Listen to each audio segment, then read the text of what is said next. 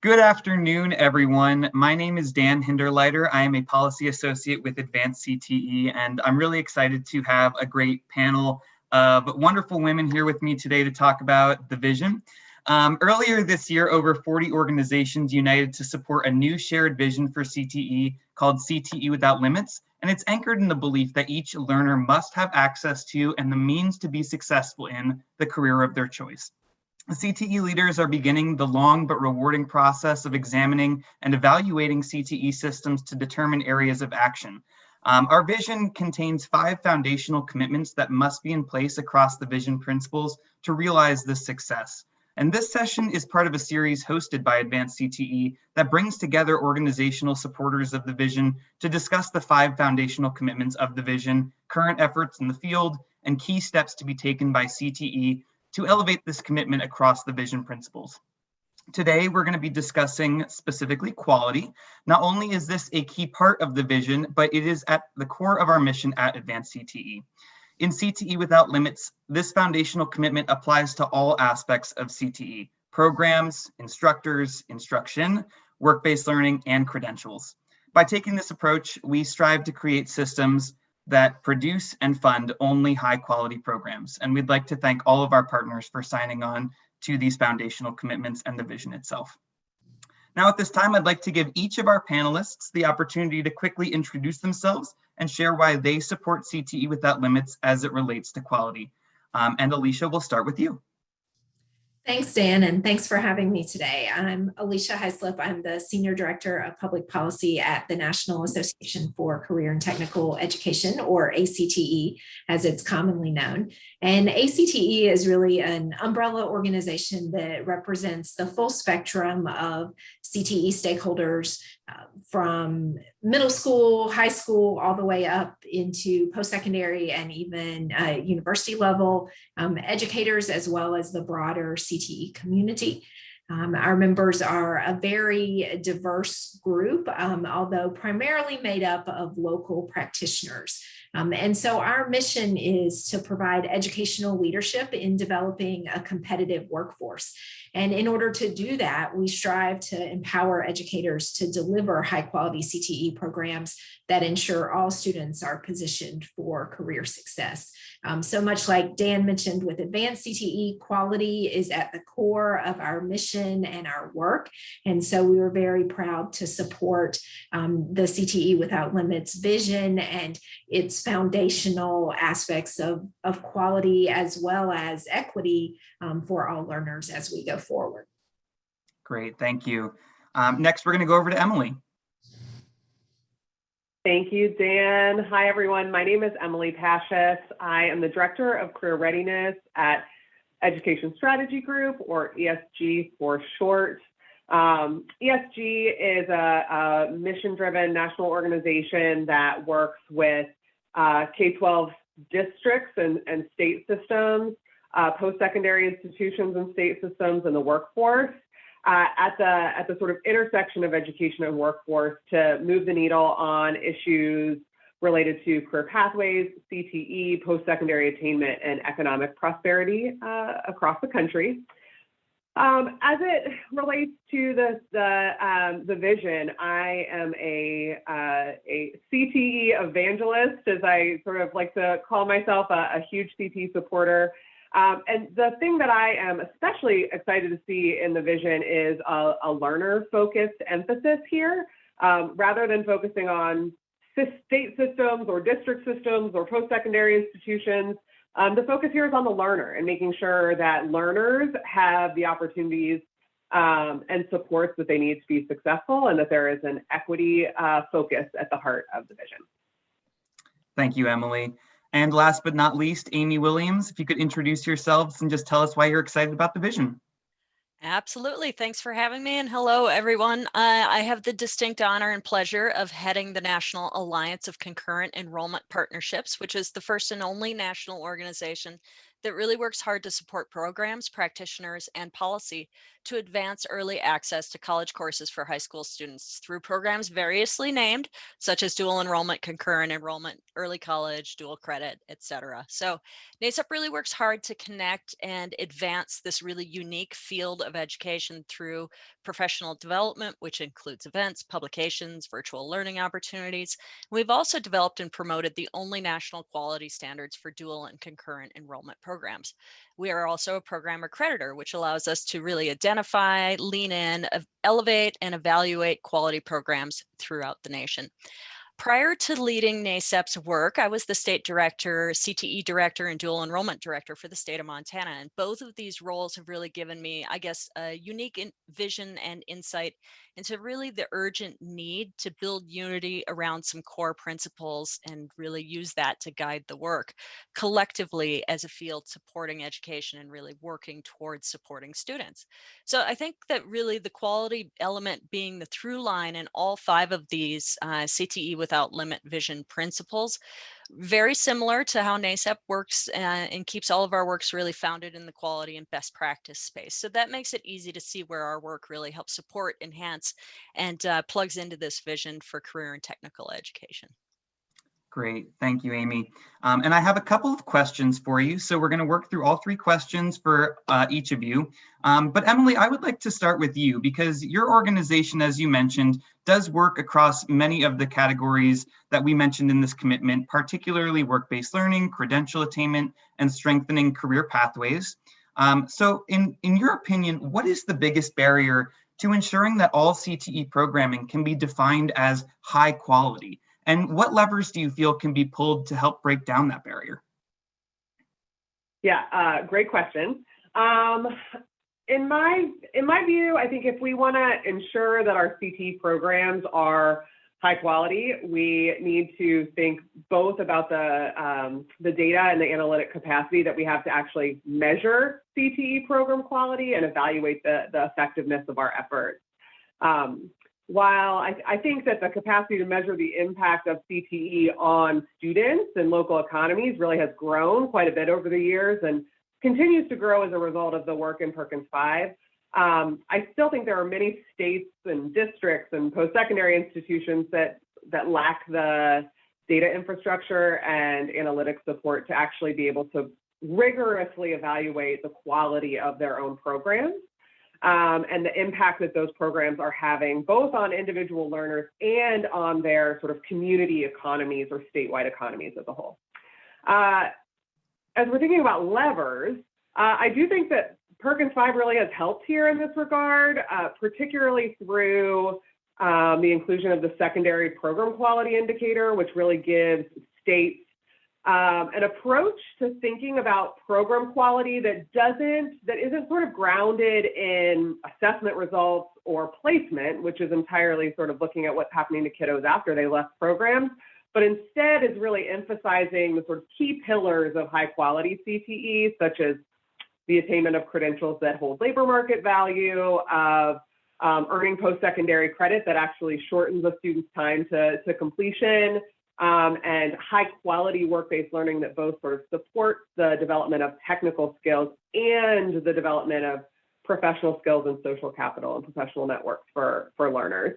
But if we're going to be able to sort of implement targeted and strategic efforts to improve CTE quality across those ways of thinking about it, we frankly need the data and infrastructure to be able to understand which programs are there, which programs are already high quality and ready to scale, sort of expand, and those where we have identified some improvement, needs for improvement. So, I mean, I think sort of the big picture lever there is I think Perkins is a great state lever for folks to pull on to design and implement some sort of comprehensive strategy around data collection and evaluation of quality, and how well those programs are serving the community at large.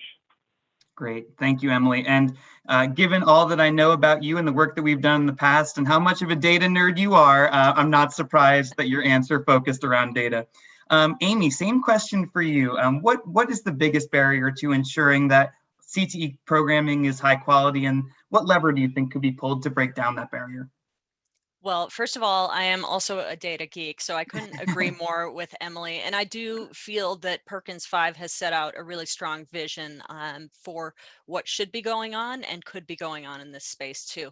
But I'll go in a different direction, particularly since I don't want to piggyback on too far on Emily's discussion about data. But I think a key challenge is really helping career and technical education teachers feel supported and really truly dialed into the needs and the continuous advancement of business and industry. So, like specifically, access to industry level training and professional development, as well as equipment and technology. So, our organization, as I've already mentioned, works across the nation to expand access to these quality dual credit opportunities. And CTE dual credit was something that I championed and worked really hard to expand as a state director. But to bring college into the high schools means that CTE teachers teaching those classes really need to have the right type of training and experience.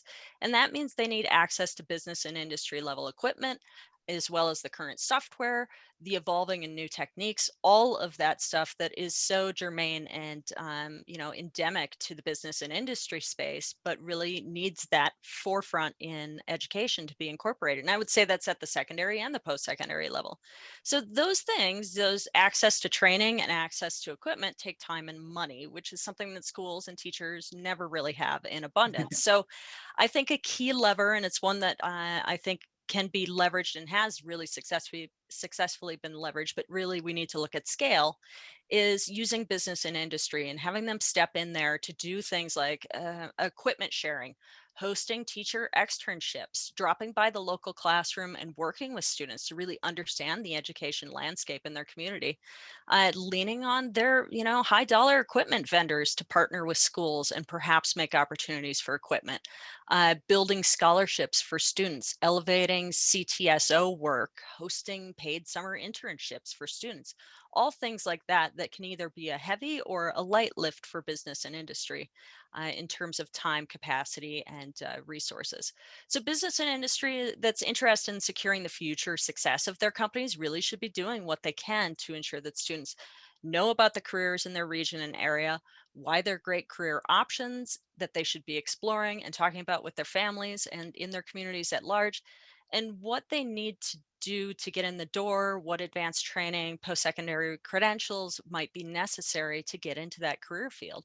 And like I touched on, there's really good examples of business and industry partnerships out there, especially like in the work-based learning space and the credentialing space, as well as in the dual credit space, but they're often really geographically limited. And I come from a large rural state, and we worked a lot on the scaling side of things. So you can look at this as a big scaling barrier, or you can look at it as an opportunity for local business and industry, workforce and economic development offices, governor's offices to really engage deeply in the state and the community to make these partnerships happen. And again, I think Perkins sets up a framework as well as the vision for how to make this happen and why it's critical. Thanks, Amy. And excitingly, we do have a lot of business and industry partners that have signed on to the vision. So hopefully we start to see some movement in that space even more than we already have. Alicia, same question. Thanks. And the one advantage of going last is I can just say ditto to everything that Amy and Emily said. I definitely think the points they raised are critical parts of this conversation. And I want to piggyback a little bit on one of the things that Amy mentioned, which was at the top of my list, and that is resources or money. When we got these questions, I asked a couple of people in my office to crowdsource some input, and that answer kept coming up over and over again. It is, as Amy said, very expensive to offer high quality CTE, and there's no way to get around that.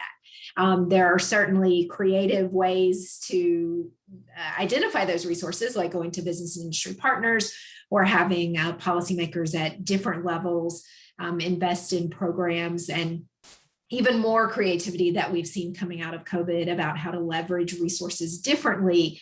But the bottom line is that CTE programs have to be valued by policymakers and resourced in order to be of high quality and aligned with business and industry needs. And so there are a number of kind of disincentives sometimes built into potential, especially state funding systems that make it more difficult to fund CTE programs or that don't prioritize CTE programs, particularly at the post-secondary level. I can't even count the number of times I've seen an article or a quote from a state legislator that asked, well, why don't you offer more seats in welding or nursing at your community college? Why are you teaching, humanities classes? And, putting aside the debate about the value of humanities, which of course we believe is important as well as CTE, those classes don't cost as much to offer. And so if you want to be able to offer, welding and nursing seats, you have to balance it in a budget at a community college level. And so I think, taking a closer look at the way high cost programs are funded and incentive funding or additional funding to make sure that there are resources available is an important policy lever that needs to be pulled. The other thing I wanted to mention was along those same lines of alignment with business and industry needs. And I think one of the barriers sometimes to high quality CTE are all of the administrative requirements, all of the rules and regulations about how programs have to be structured that makes it difficult for them to evolve quickly and adapt to meet business and industry needs. We see this at the post-secondary level a lot as well, where accreditation providers don't allow something to happen, or the funding rules for federal financial aid make programs have to be a certain length in order to qualify, where maybe a student could gain the skills they need in a high quality program that's shorter, or a stackable program, or some of the more innovative things. So there are a number of levers, I think, within the post-secondary funding and accreditation systems that could help drive quality programs for CTE in ways that might look different than quality programs at the 4-year university level, which is how most of those rules have been written. Awesome, thank you. And I know that your organization specifically, ACTE, sees progress on the ground every day among local CTE leaders and programs. And part of the vision is that we want to push CTE leaders to be a little bit more innovative. So I'll start with you on the next question, Alicia. Where has the CTE field kind of made the most progress in increasing this quality in CTE programming for learners? And how can we push CTE leaders to continue to innovate on this front? Sure. So I think I've seen the most progress over the last decade or so in two main areas. One is in responsiveness to employer needs, and the idea that CTE programs really do need to be aligned with the jobs that are available and the skill needs of employers. And we've kind of seen evidence of that in the growth of initiatives that kind of Emily and Amy have mentioned, like work-based learning and credentials for students, and the focus of the new Perkins accountability system on those things, and on accelerating students' learning through dual and concurrent enrollment so that they can advance into post-secondary education, which years ago, not just a decade ago, but years ago, that wasn't part of the conversation around CTE. So now we're really talking about pathways and moving students into post-secondary if their career field needs those skills. So I think we've seen a lot of progress there. I think we've also seen a lot of progress in beefing up the academic rigor of CTE programs and really emphasizing that all students need a foundational level of literacy and numeracy skills, and that in some cases CTE programs and students need even more, advanced math or technology, STEM skills than they might have before, than other students do. And so both of those areas, I think we've seen a lot of growth. I think we've also seen recognition in the CTE community that we need to be striving for quality programs. One of the things our organization has done is in 2018, we launched the Quality CTE Program of Study Framework to help bring together a lot of the voices on what quality looks like and provide some tools and resources to people on the ground so that they could really think about, if I want to comprehensive quality CTE program of study, what do I need to include, from the standards and curriculum to the business and industry partnerships to the work-based learning to the CTSOs and the data and program evaluation at the end. And so we've seen a lot of interest in using that, and among members of really stepping up to the plate to try to pursue quality programs. Great, thank you so much. Emily, we'll go to you next with the same question. Where do you feel like the CTE field has made the most progress in increasing quality? Yeah, well, ditto. Everything that we just heard. Probably unsurprisingly, there's going to be a lot of agreement across this group of ladies here. But really appreciate the comments about responsiveness to employers being a key area where we've seen a lot of growth happening, and the connection with academic rigor. In particular, similar to Amy, I am a former state director in the great state of Ohio, and it's in Ohio, much like all over the country, CTE is a sort of hot topic and has been for a number of years, and has been sort of increasingly getting a larger and larger sort of spotlight, which one is fabulous, and I'm really continue to be really encouraged by the emphasis we see on high quality CTE, but that spotlight has also led to some really sometimes difficult conversations about the legacy of CTE, particularly for low income students and students of color, and whether or not CTE has served those populations well or not. And has sort of brought this emphasis on unpacking what quality means for each of those pillars that Alicia mentioned, right?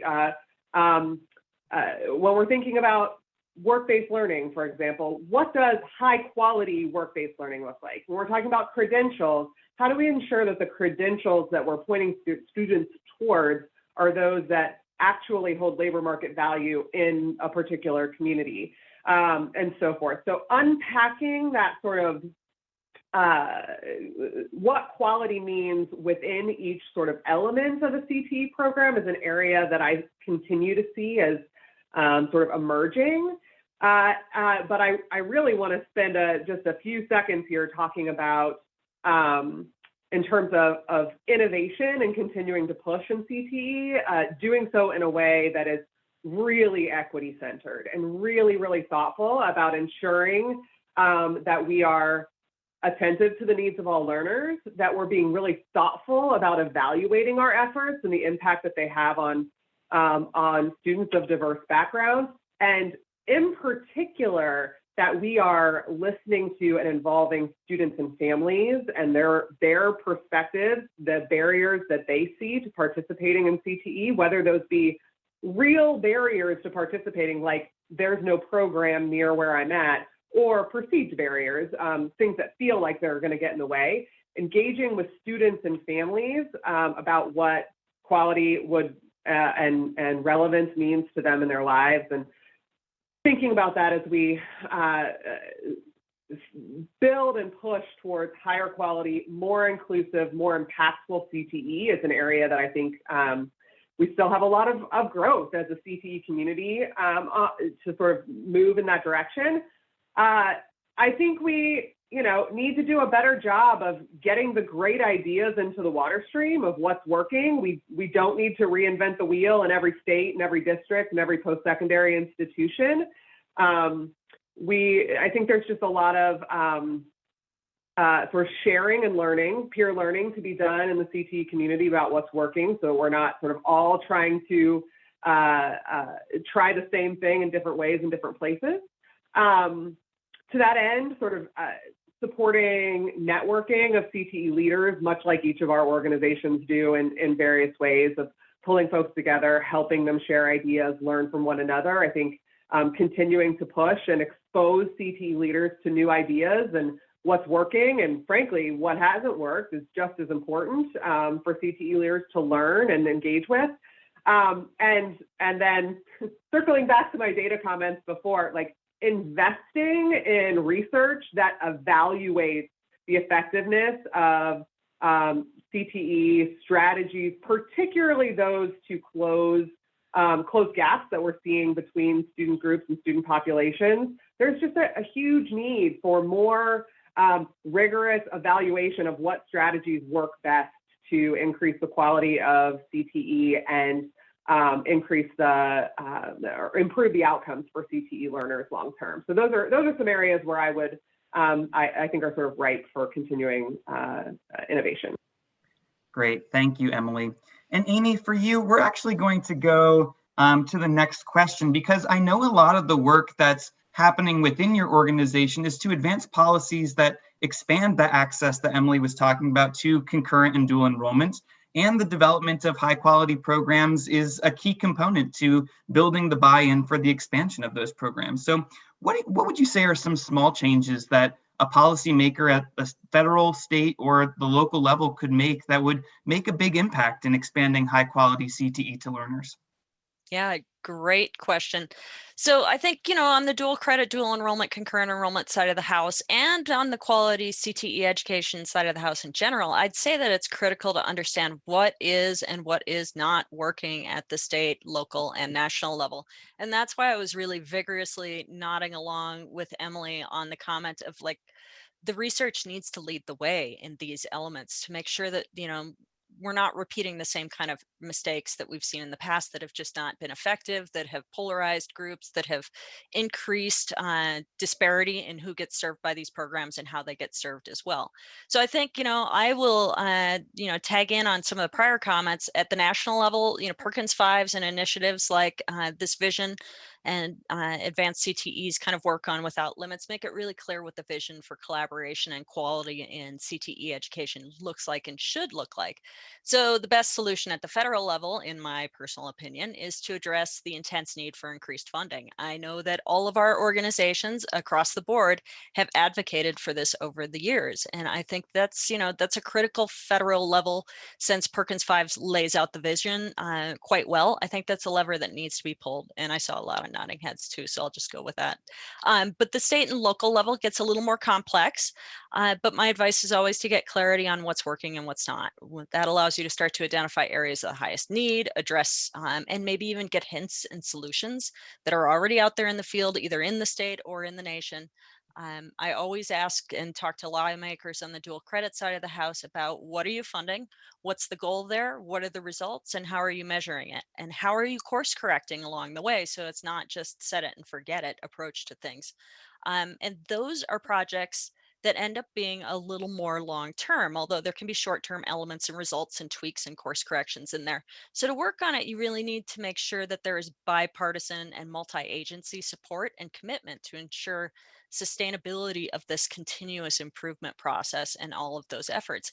And I think that that's where organizations like NACEP, ACTE, ESG, and Advanced CTE can play a really important role in states and the nation as a whole. Our work can help support, maintain, and sustain that focus for the long term, regardless of who's in the governor's office, regardless of who's at the Department of Education in the state. And so that kind of brings us full circle back to some of the Advanced CTE's vision for this work. And the thing that I most connected with partially on this initiative was, that it really challenges CTE leaders to dig in on and start to work on the long but rewarding process of examining and evaluating CTE systems to really determine priority areas of action and how to proceed.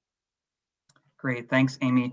And Alicia, because you had mentioned policymakers previously, we'll end with you. What are some small changes with some big impacts that policymakers could make at the federal, state, and local levels that would expand high quality CTE?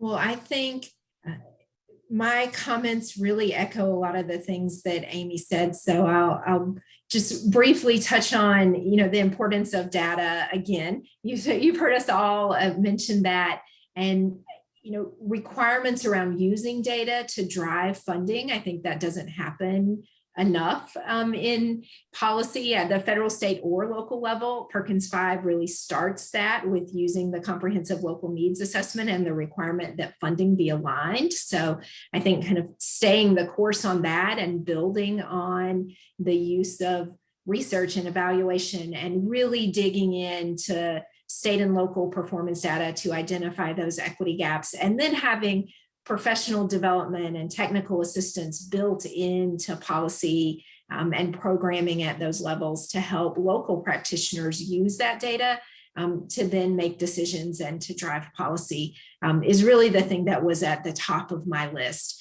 I think everything else can kind of be built around those data and outcomes driven decision making.